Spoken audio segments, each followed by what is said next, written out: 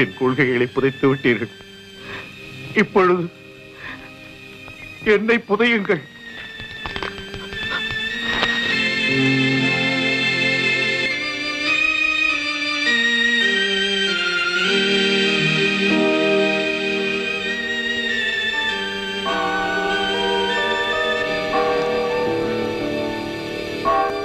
சிவப்பிரகாசத்தோட ஆத்மா சாந்தி அடைய ஆண்டவன் அருள் புரியட்டும்.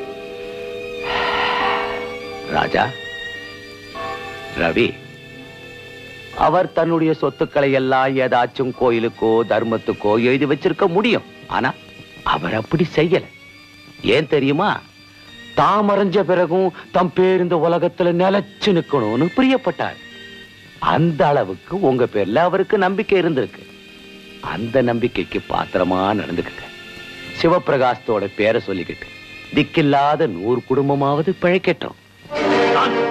சிவப்பிரகாசம் தான் சொத்தெல்லாம் வேற யாருக்கு எழுதி வச்சுட்டாரா? ஆமா சார், யாரோ 2 அனாதை பசங்களுக்கு எழுதி வச்சார். யாரா அவங்க? அவரோட அனாதை பள்ளிக்கூடத்துல படிச்சவங்களா?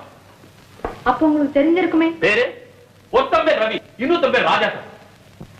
ஓ, ரவி ராஜா.